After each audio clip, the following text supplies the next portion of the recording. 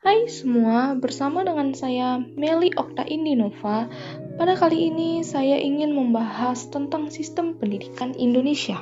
Nah, ada yang tahu belum sih gimana sistem pendidikan Indonesia itu? Kalau belum tahu, yuk kita bahas. Oke, kita mulai dari masa Hindu-Buddha ya. Kenapa? Karena zaman Hindu-Buddha ialah masa pertama kali bangsa Indonesia mengenal sistem pendidikan. Nah, pada masa ini, sistem pendidikan dibawa oleh kaum Brahma yang merupakan golongan yang menyelenggarakan pendidikan dan pengajaran. Terdapat beberapa ciri pendidikan pada masa ini, antara lain bersifat informal, artinya proses pengajaran tidak melalui institusi formal seperti sekolah. Lalu berpusat pada religi, yaitu ajaran agama Hindu dan Buddha. Kemudian bersifat aristokratis, di mana pendidikan hanya diikuti oleh golongan para raja dan bangsawan, serta pengelola pendidikan yaitu kaum Brahmana dan biksu. Berikutnya, sistem pendidikan masuk pada zaman kedatangan Islam, di mana penyebaran agama Islam tidak terlepas dari Wali Songo.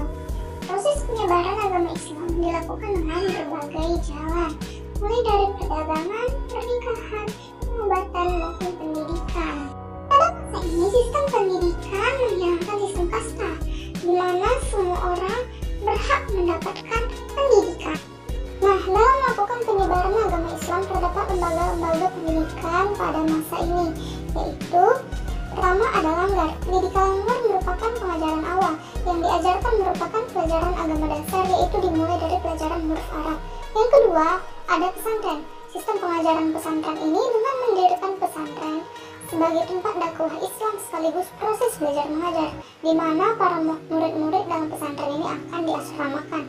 Dan yang ketiga, terdapat madrasah. Kemunculan madrasah erat hubungannya dengan sosok Menteri Nizam el-Mulk abad ke-11 sebagai pendiri lembaga pendidikan madrasah. Tokoh ini mengadakan pembaruan dengan menambah ilmu-ilmu yang bersifat keduniawian seperti ilmu perbintangan dan obat-obatan. Kemudian kita memasuki masa penjajahan Portugis, di mana bangsa Portugis adalah bangsa yang pertama kali datang ke Indonesia. Mereka bertujuan menyebarkan agama Katolik, dan hal ini dilakukan oleh misionaris. Dalam menyebarkan agama, mereka mendirikan sekolah yang sistem pendidikannya berisi pendidikan agama Katolik, ditambah mata pelajaran membaca, menulis, dan berhitung. Setelah itu masuk kepada zaman kolonial Belanda. Belanda memperkenalkan sistem pendidikan formal bagi masyarakat Indonesia, yang tujuannya adalah bentuk upaya dari kebijakan politik etis atau politik balas budi. Lalu, bagaimana sih sistem pendidikan formal Belanda pada masa itu? Berikut ialah kejelasannya. Nah, di sini bisa kita perhatikan bagaimana sistem pendidikan formal Belanda bagi rakyat Indonesia, yaitu ada LS, HIS, MULO, dan AMS.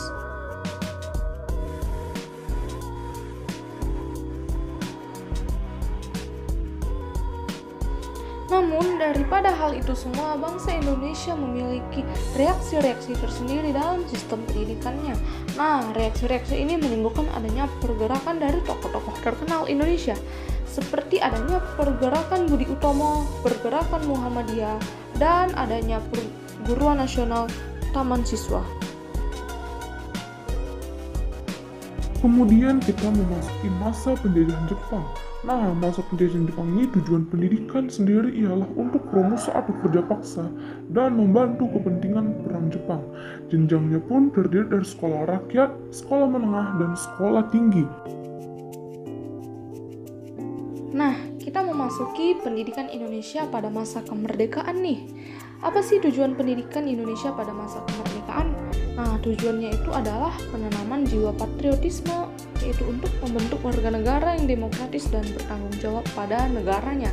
Lalu bagaimana sistem pendidikan Indonesia pada masa itu? Berikut adalah kejelasannya.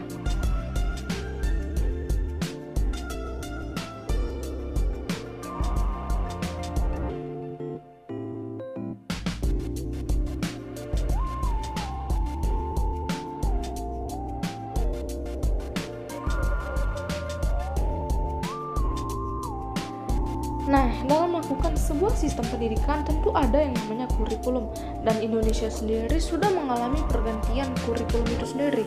Bagaimana pergantian kurikulum yang sudah dilakukan oleh bangsa Indonesia dalam pendidikan? Nah, Berikut bisa kita perhatikan penjelasannya.